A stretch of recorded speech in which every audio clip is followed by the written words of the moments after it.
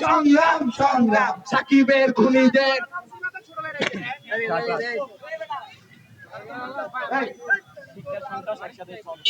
শিক্ষা সন্ত্রাস একসাথে চলে না, একসাথে চলে না। শিক্ষা সন্ত্রাস একসাথে চলে না, শিক্ষা সন্ত্রাস। ছাত্র দলের গুন্ডারা হুঁশিয়ার সাবধান, হুঁশিয়ার সাবধান। ছাত্র দলের গুন্ডারা জেগেছে রে জেগেছে, ছাত্র সমাজ জেগেছে, লেগেছে রে লেগেছে, রক্তে আগুন লেগেছে। ফাঁসি ফাঁসি ফাঁসি চাই, তরুণ সেলিমের ফাঁসি চাই, তরুণ সেলিমের ফাঁসি চাই, ফাঁসি ফাঁসি ফাঁসি চাই। আমার ভাই কবরে, খুনি কেন বাহিরে?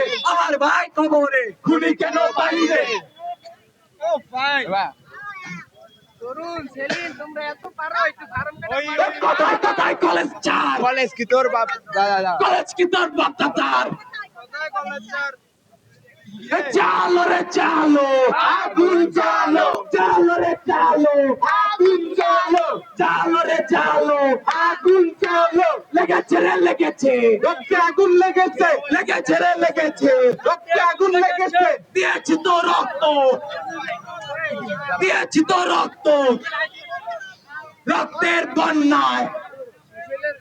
দাঁড়া এক মিনিট খারাপ।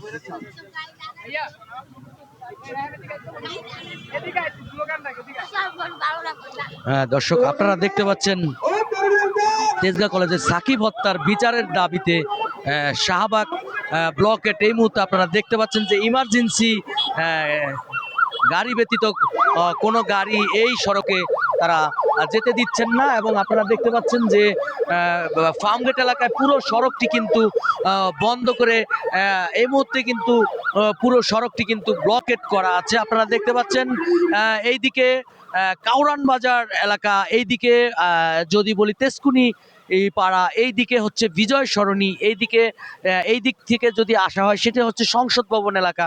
সেই সড়কটি কিন্তু এই মুহূর্তে আপনারা দেখতে পাচ্ছেন পুরো ফার্মগেট সড়কগুলি কিন্তু বন্ধ করে রেখেছেন। এবং এই তেজগাঁ কলেজের ছাত্ররা তাদের দাবি একটাই যে সাকিব হত্যা, সাকিবকে যারা হত্যা করেছে সেই হত্যাকারীকে ধরে নিয়ে আসতে হবে এবং দৃষ্টান্তমূলক এবং সর্বোচ্চ শাস্তির দাবি করছেন এখানকার ছাত্ররা। এবং তারা বলেছেন যে কোন স্বরাষ্ট্র মন্ত্রণালয় থেকে যদি কোনো তাদেরকে আশ্বাস দেওয়া হয় এখানে এসে, তাহলে তারা এই আন্দোলন তারা বন্ধ করে দিবেন, রাস্তা ব্যারিকেড ছেড়ে দিবেন। আমরা এইটুকু জানতে পেরেছি। এবং এই সড়কে আন্দোলন চলার কারণে কিন্তু পুরো যাত্রীদের কিন্তু দুর্ভোগ সৃষ্টি হয়েছে। আমরা অনেককেই দেখেছি, অনেকে ট্রেনে যাবে, অনেকে বিমানে যাবে, অনেকে লঞ্চে যাবে, অনেকে হসপিটালে যাবে জরুরি কাজ নিয়ে। আমরা অনেক স্টুডেন্টদের সাথে কিন্তু এখানে আমরা প্রায় বাক বিতণ্ডতা প্রায় আমরা কিছুক্ষণ পরপরই দেখছি।